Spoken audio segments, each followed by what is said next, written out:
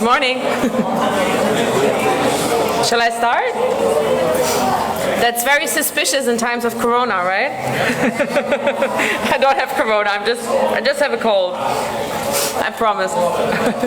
And hay fever. Okay, I don't know. I'm not waiting for any official signs anymore. Good morning. I don't want to keep you any longer. I hope everybody's feeling okay. My name is Kathrin Abels. I'm Global Brand Ambassador for Agave Spirits. I'm based in Germany, but I travel all around the world and get to share my love and passion for this very particular type of plant and spirit that is associated with tequila and mezcal, which is what we're going to learn about a little bit today. And I'm assuming, since this is predominantly also a wine fair, that you all know a lot about wines, right? Portugal traditionally also is a very fantastic country for wine, right?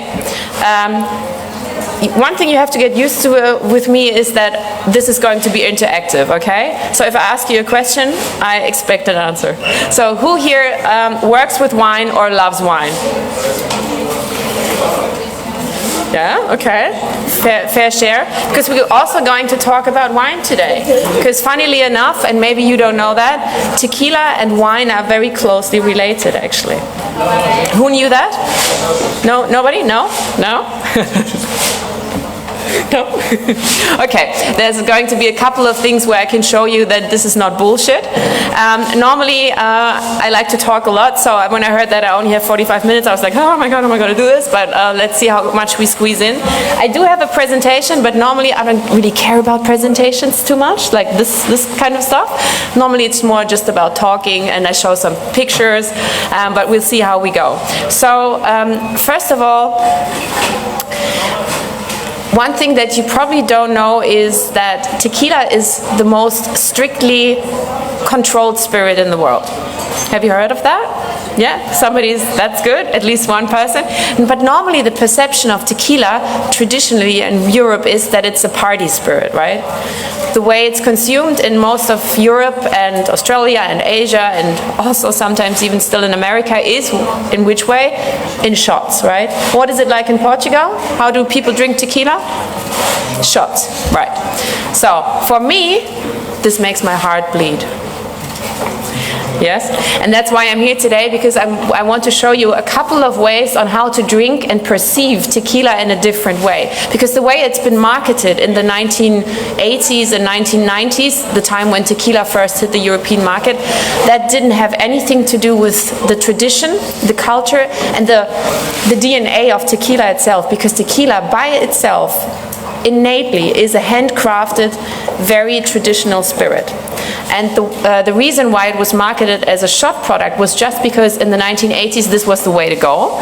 And also when you enter the market with a new category that nobody's heard of, that was the strategy back then. And it worked out very well. People loved to drink tequila as a shot, and was a very successful venture. And also for us as a brand, and me being a brand, you might have seen, representing this brand, that was a very successful strategy. But now in 2020 and also the last couple of years, people are more interested in the stories behind spirits and the craft behind it. This is also why wine is such a topic that is becoming more and more present again, because there's a lot of craft involved in wine.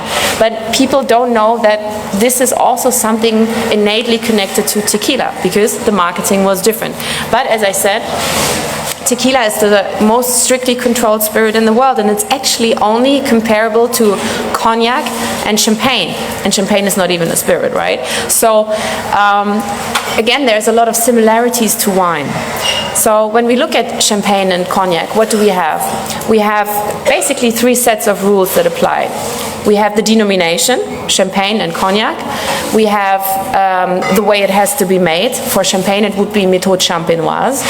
And then, of course, we have the resource it can be made from. With champagne, nowadays, we use three types of grapes: Pinot Noir, Pinot Meunier, Chardonnay, obviously. And with cognac, I think they just changed the regulations, but at the moment, it's 5 or 6 different grapes that you can use, right? So, but those are the sets of rules that champagne and cognac have to apply to. And that is a lot more than most other spirits, or actually all other spirits. But when we look at tequila, we have the same sets of rules applying. We have a denomination denomination. Actually, no, you know what? We're going to use the presentation quickly just to show you. I don't care, marketing, blah, blah, blah. Oh, we'll come back to those guys. That's what I wanted to show you. I have to show you from here, otherwise you will not hear me. Okay, what you see here is of course Mexico, and the green part highlighted in the middle is the main part of the denomination of tequila. Yeah? So like champagne, we have a denomination here where the plants for tequila, agave, have to be planted and harvested and also produced into tequila. So first set of rules.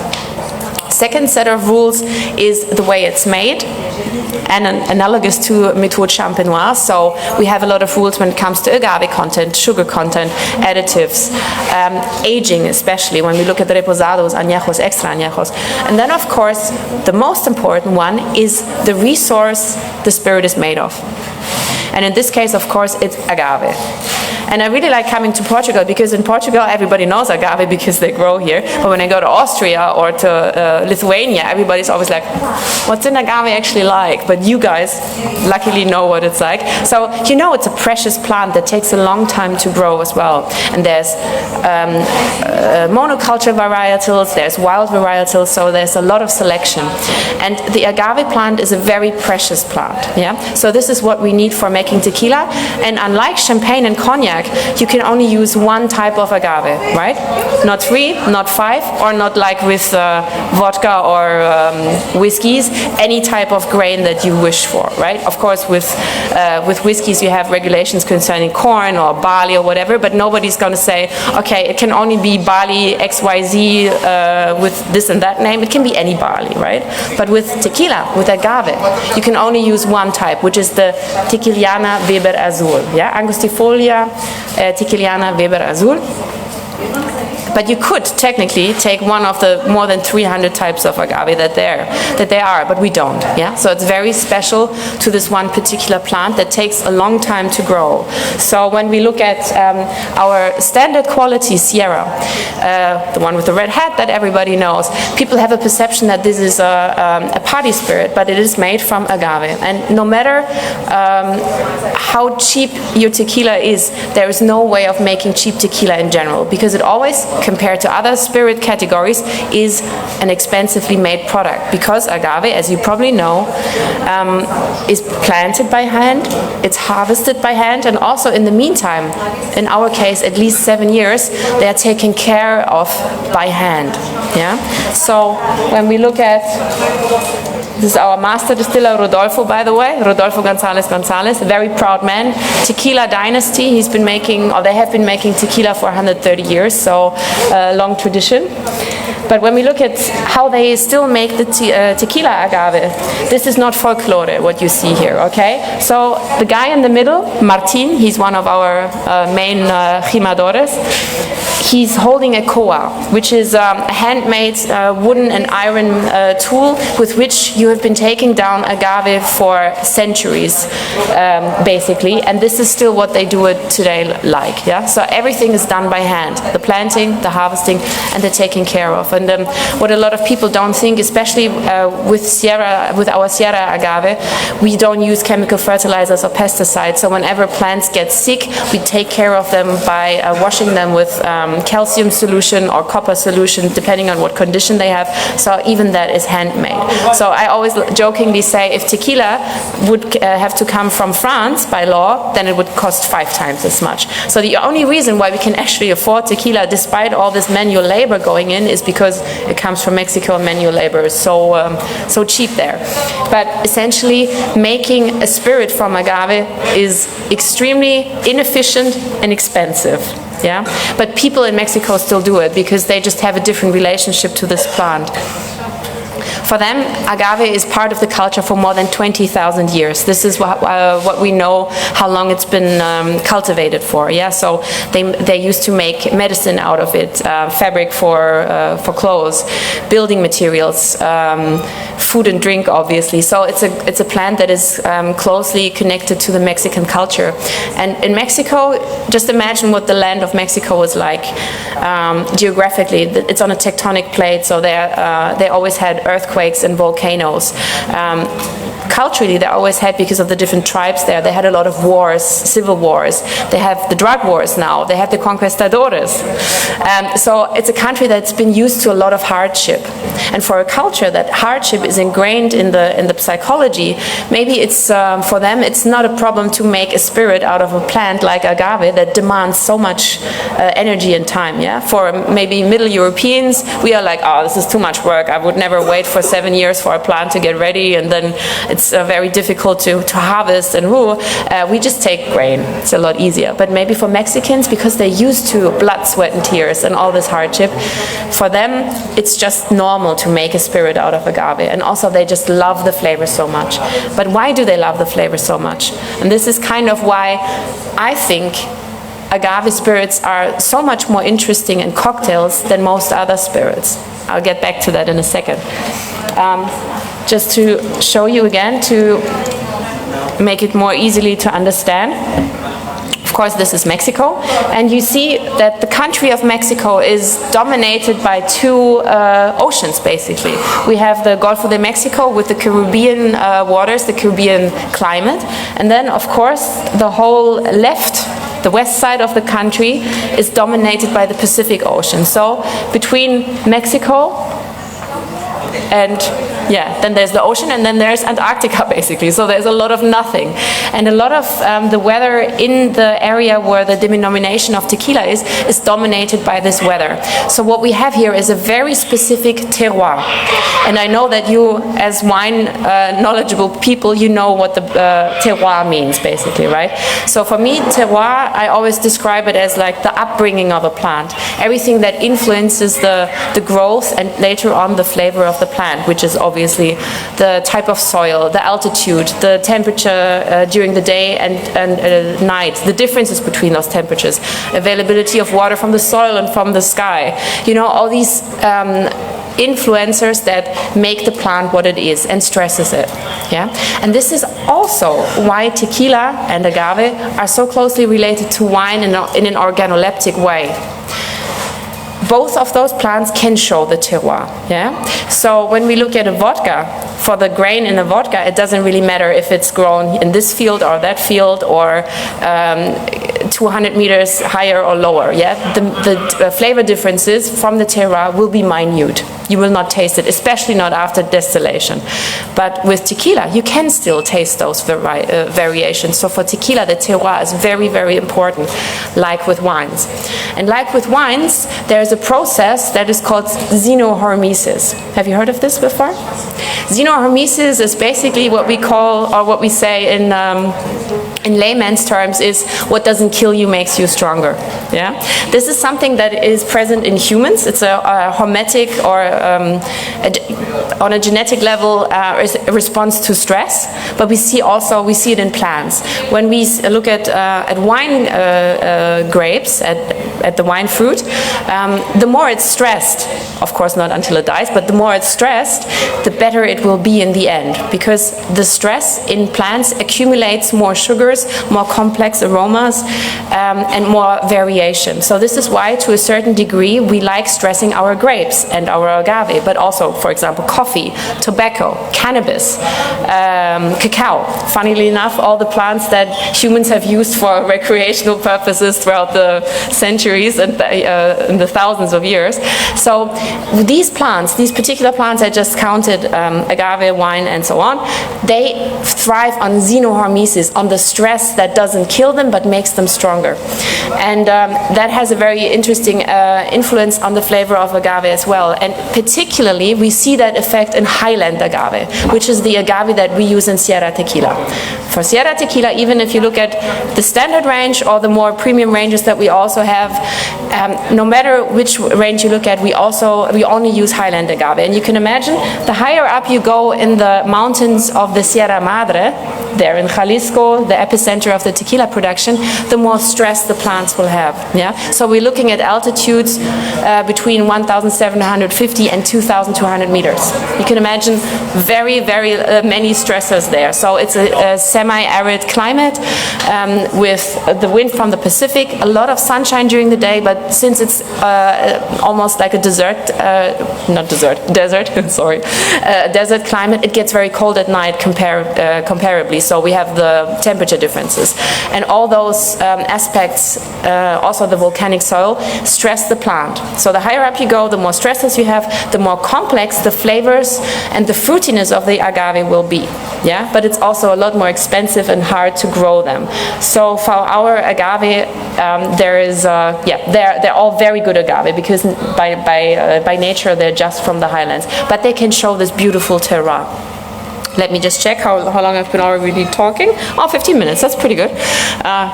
Not really used to that. So maybe you're kind of now understanding why agave are a little bit more special than maybe you thought about it. So, and this is the reason why tequila is by law not a cheap spirit. And it's maybe in your head starting to add a little bit more components on why tequila is a spirit that is also very valuable in using in cocktails, for example, right? If you maybe I'm going to give it away because yesterday I was told from my colleagues here that we will have a chance to maybe try a little cocktail with you. So my lovely colleague George, he's preparing a little espresso martini twist for you that you will get later at the end of the presentation, which espresso martini obviously is a classic vodka cocktail, right? Yeah. But why use vodka if you can use something a lot more interesting? So that's what we're going to try out. And yeah, I'm going to explain a little bit about the flavor notes of that later, but let me just give you a little bit more rundown on how tequila is actually made. Oh, hold on. Maybe first I'll show you the people behind it, because also with Sierra, of course, I know that we have a perception of being a multinational brand, a multinational company. Yeah, I don't know, who thinks Sierra is a big multinational company? Nobody? Oh, that's good. Okay, some people do. Yeah. In a way, you're right, because let me just show you.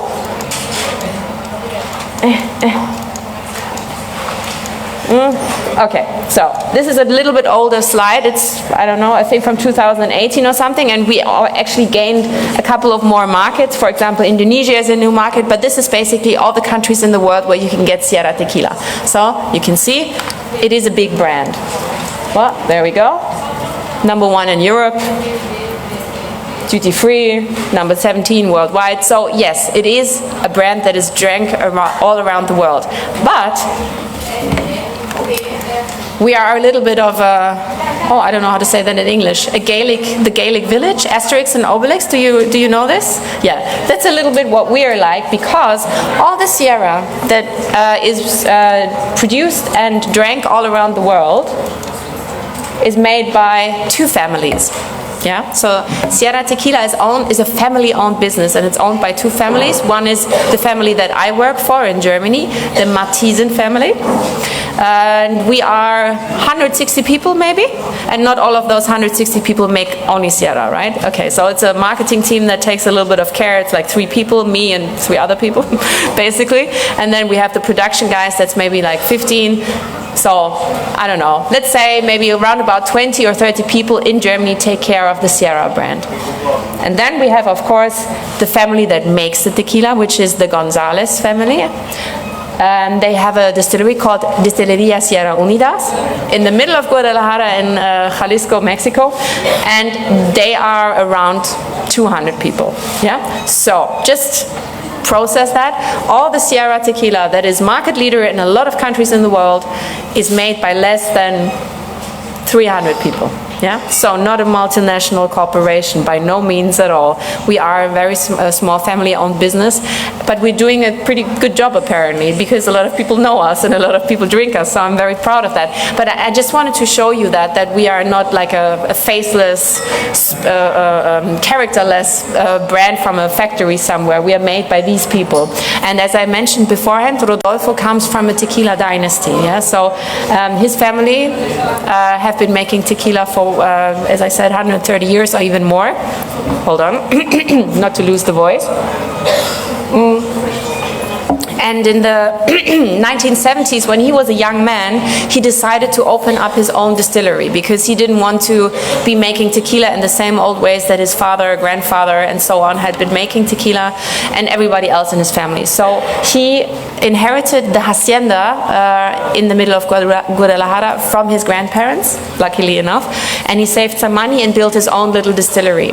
But he back then didn't have a lot of money, obviously. Young man, just started his business, so he didn't have any money to open up or to compete with his family and other brands in the United States and Mexico, which were or still are the most dominant tequila markets in the world, right? So he was like, nah, I don't have any money to compete in the United States. What am I going to do with my tequila?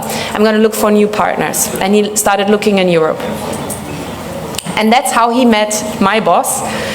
She unfortunately died 3 years ago, and now her daughter took over the company. But my boss, Jutta, she was a young spirits entrepreneur back then as well. She also inherited our spirits business from her parents, but she wanted to do her own little project in the 1970s. She was like, I'm going to start my own brand and show you I can do it. Yeah. So Rodolfo and my ex-boss, now dead boss, Jutta, they met and they decided to open a tequila business together because that was something that people didn't know back then.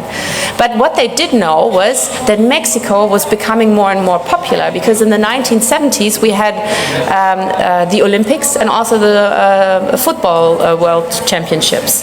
Yeah, so that was the first time really that where Europeans started looking at Mexico as a country of culture and interest, and started being interested in the things that people drink there. And that was the perfect time to start selling tequila. And this is what Jutta and Rodolfo did. So Rodolfo made the spirit, like how he knew how to make tequila. He always made good tequila because that is his DNA, right? He comes from a tequila family. He will not make bad tequila, yeah? So he and Jutta started the brand, and they were the first ones to sell tequila in 1981 in Europe. First bottle in Germany, and then from there we started selling in all other European countries, then Australia, then eventually some countries in Asia, and the business grew and grew and grew. But this is basically how it started. And as I said in the beginning, in the 1980s, nobody cared about handcrafted and organic and local and, you know, all these words that people are so interested in now these days, right? Every bottle of wine needs to look like it's made by virgins or I don't know. You know what I mean. Gins. The handcrafted trend is so present in gin especially, which is a little bit of a tricky thing because gin is very easy to make, so it's easy to say, ooh, it's handcrafted. But a handcrafted, properly distilled spirit where you don't add botanicals, that is something different. And that's all present in tequila already, but back then nobody cared. Yeah, it was about discotheques, about, you know, like getting wasted, naked promoters, and that's how selling tequila in Europe started. But it doesn't have anything to do with the actual spirit of the spirit. sorry for the pun. It doesn't have anything to do with the actual character of the spirit of tequila. Yeah, but this is how it started. Let me just check the time. Yeah, we're good. I hope I'm not talking too fast. It's all good. Everything English is okay. Cool. I know it's so early in the morning, but that's also why we decided to go for espresso martini. Maybe I thought the little coffee is going to help. All right. Let me just quickly show you a couple of things that determine the quality of a tequila. Of course, if you have a plant as a resource for a spirit that takes at least 7 years to grow, most of the magic is happening on the fields, right? Of course, distillation, fermentation, all those aspects play a role, but the true magic happens on the fields and what you do there. So, as I said, only highland agave for Sierra, which adds to the flavor of the terroir and the xenohormesis, but also the way, of course, you treat the agave in those 7 years matters, yeah? So, as I said, we were one of the first producers already in the 1980s to not use chemical fertilizers and pesticides, which technically would be like organic production, but back then nobody cared.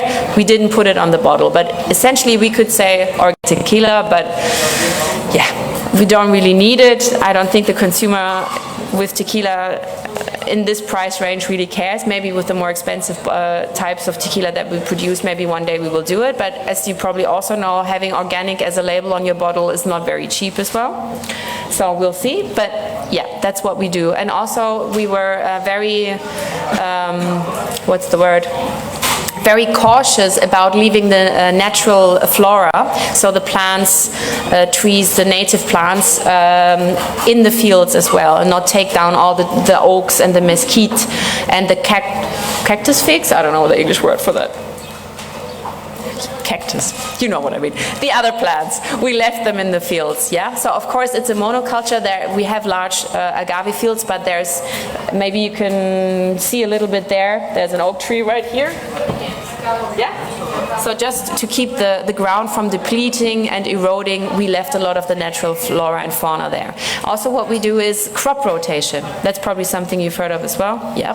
So for us, crop rotation takes 3 years. After harvest, we leave the field alone for 1 year, and then for 2 years we replenish the soil with nitrogen fixers like legumes, corn, I think sometimes tomatoes, which are also the food for our livestock, because we also have livestock that again adds fertilizer to the soil. So it's a closed cycle basically.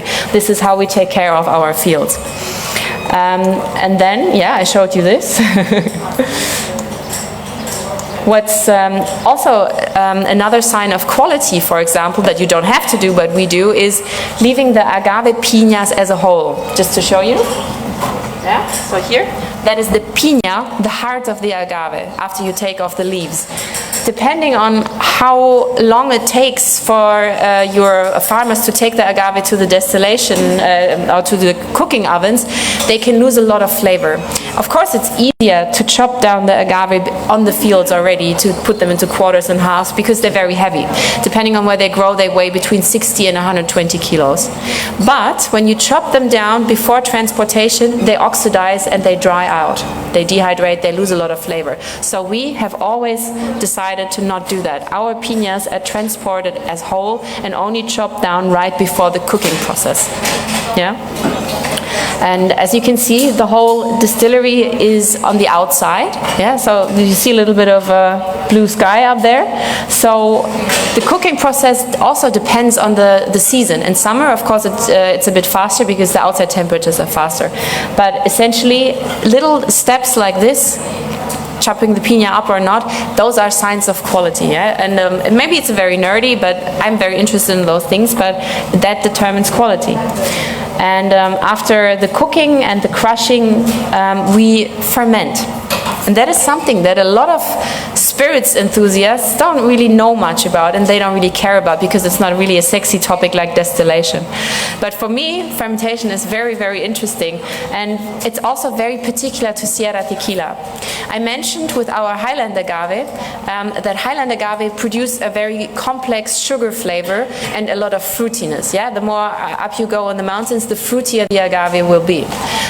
So, for example, compared to José Cuervo tequila, which is also a good tequila most of the time, but they have a very different flavor profile because they use mainly lowland agave, so their tequila tends to be more spicy and earthy. Sierra is always more fruity. And to accommodate, or not accommodate, what's the word? To complement that fruitiness from the Highland agave, our master distiller Rodolfo decided to find a natural airborne yeast that has also this fruitiness. Yeah. So in the 1970s, when he opened the distillery, he played around with the wild airborne yeast that were flying around in the hacienda until he found one that was the perfect match for the fruity Highland agave. And this yeast has been isolated and reproduced ever since. So we have our own yeast. It's not bought in a laboratory. It's not nothing foreign. It's our own yeast from the hacienda of his grandparents, right? And because it produces this fruitiness, we call it our pineapple yeast. Yeah. So it even has a name. So for us, it's very, very close to the heart, and another sign of quality where we take a lot of care in the product. And okay, yeah. Still good on time. Oh, you already have, some of you already have the, okay. Please enjoy. Salud. I'll just finish that point and then I'll talk a little bit about what you're actually drinking. Next step after the fermentation, of course, is distillation. And with tequila, distillation is a tricky topic, but maybe not so much as you might think. Because when you have a resource like agave, where you need to wait for 7 years and put so much labor in, you want to be very careful with everything after you do after the cooking process, which of course includes the distillation and the aging. Yeah. With tequila, the challenge is to leave the agave flavor inside of the spirit. So by law, required is a double distillation. Yeah. So most producers, what they do is, because double distillation, of course, as you know, would mean that you have to, how to explain it? The most common way of producing spirits in a large industrial way is, of course, a continuous distillation, right? Column still. Cheapest way. But if you want to produce a spirit that by law is required to have a double distillation, what do? It's a bit tricky, right? With continuous distillation, you can't have a double distillation. So most producers, what they do is they do an alibi distillation in a pot still for once, and then they do the main bulk of distillation in a continuous manner. Yeah, that's a way of trickery around the rules of making tequila. We don't do that. We only use copper pot stills, like you would expect from an expensive single malt whiskey or so. And I mentioned our distillery is on the outside, so you here on the left. Those are actually copper pots. Whoops, sorry. They're actually copper pot stills, but they're covered in stainless steel to protect them from corrosion. But we only use copper pot stills, 5 of them, different heights for different flavor profiles, and then the tequila is blended. So another sign of quality, what people might not expect in tequila, and also not in Sierra tequila especially. So now we're kind of doing a segue over to what you're drinking.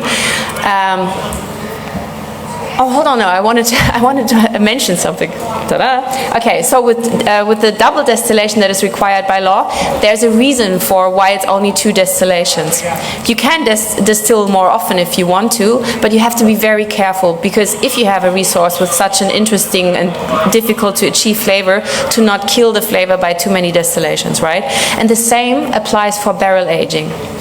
When we look at expensive single malt whiskies, they usually start at what, 10 years, 15 years? Oh, and then we start thinking, oh, this is something good, this must be very nice, very expensive, and so on. And of course it's expensive because aging and the space in a warehouse that you need for aging costs money, right? Time is money. But when you look at Scotland as a climate, what do we have? Shitty weather, it's cold, and it's wet. Oxidization and solving processes in the barrels take a lot longer when it's wet and cold, obviously, right? So if you want to achieve a proper maturation in whiskey in Scotland, you do need so much time, yeah?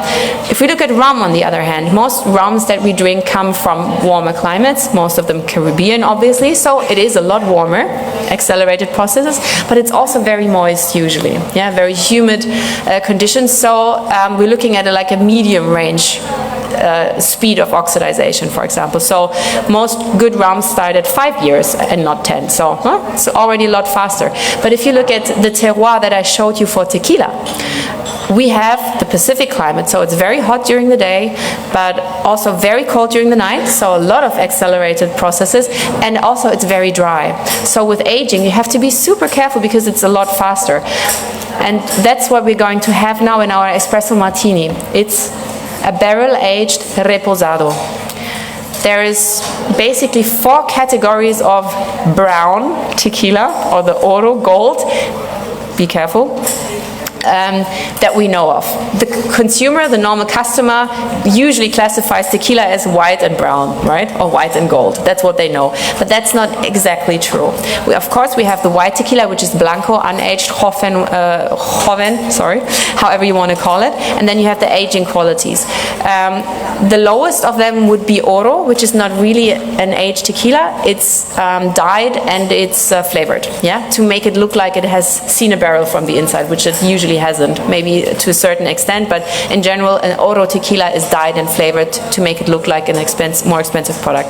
We don't have that at Sierra. We start with the reposado. Yeah? The reposado by law needs to be in a barrel for 2 months. However, we wait for 9 months. Then we have añejo, 1 year, extra añejo, at least 3 years in ex-bourbon barrels. But you see here, those amounts of time seem very small compared to something like a single malt, right? But as I explained to you now, we actually have to be really careful because those aging processes are so accelerated. So with 9 months in our reposado, this is actually a long, long time already for a tequila. And if you go overboard, you may end up with a very, very lovely product, but it, for me as an agave lover, might not have too much to do anymore with actual tequila. So for example, we also have a very high, super premium, expensive extra añejo in our portfolio. It's not yet sold in Portugal, but maybe one day, hopefully. But that's in bourbon barrels for 3 years, and then we finish it with port casks and sherry butts, and around about 7 years of barrel aging time. Yeah. So for me, our extra añejo is a beautiful, complex, and very mature aged spirit, but for me it's not so much a tequila anymore. But with a reposado you still get a beautiful balance of agave flavor and aging notes, and this is why I picked, hold on, I have a couple of nice pictures for that too. No, hold on, this is organoleptic results. There we go. Me making espresso martini. I used to be a bartender, but now these days I'm leaving it too short. But this is why I picked the reposado tequila, to make an espresso martini more exciting. Because why use a neutral spirit if you can add a little bit more flavor? Because what do we have in a reposado or in any aged spirit is caramel and vanilla, right? Where does caramel come from? From the charring of the barrels. And in case of tequila, if you're a good tequila producer, you use ex-bourbon barrels. You can use other vessels, but let's say with Sierra we use ex-bourbon barrels from Heaven Hill Distillery in Kentucky.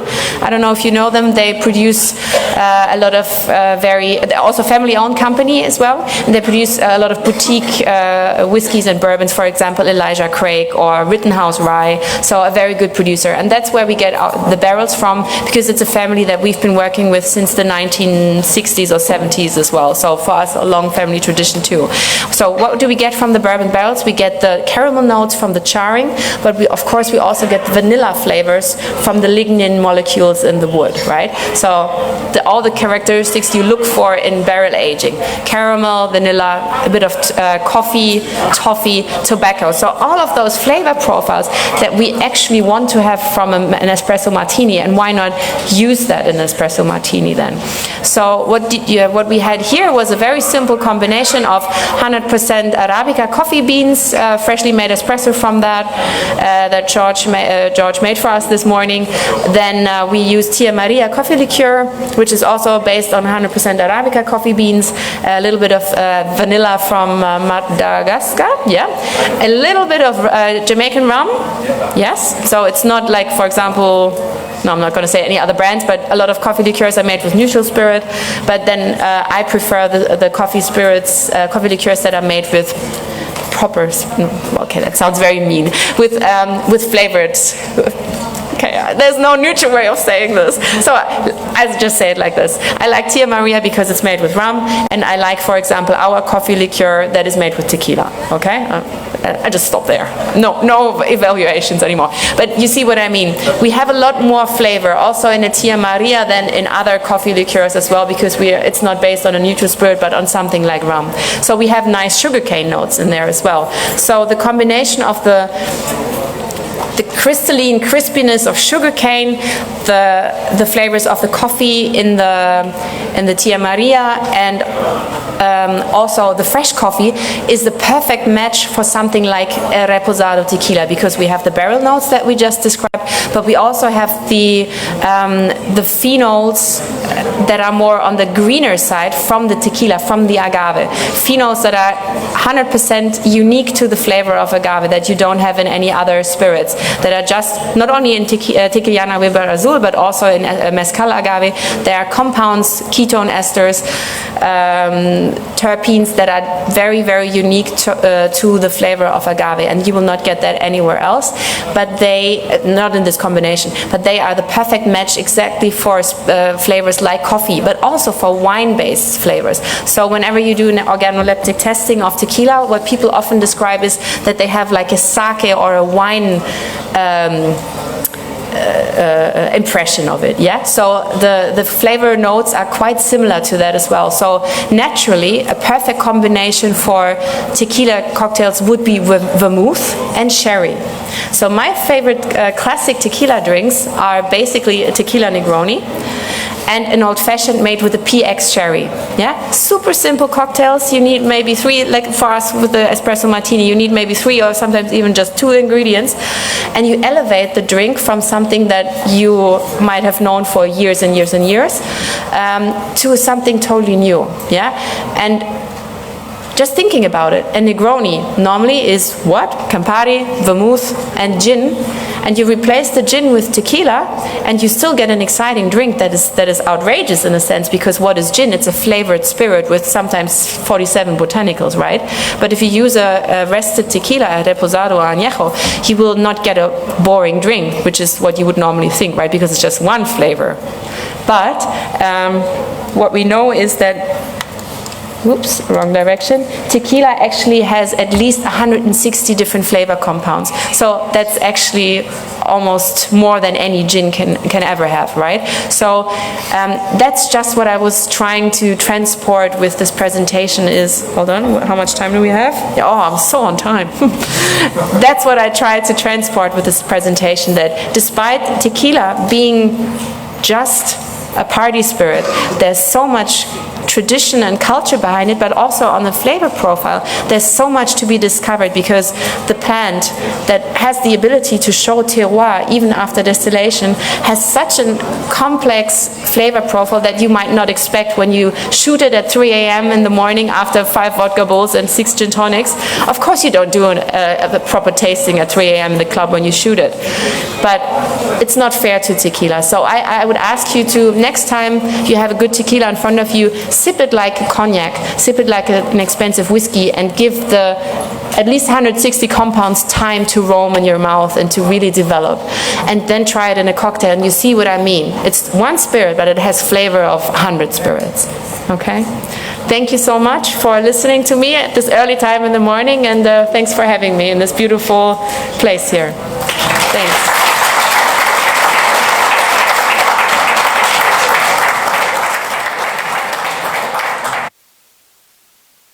Right on time. It's just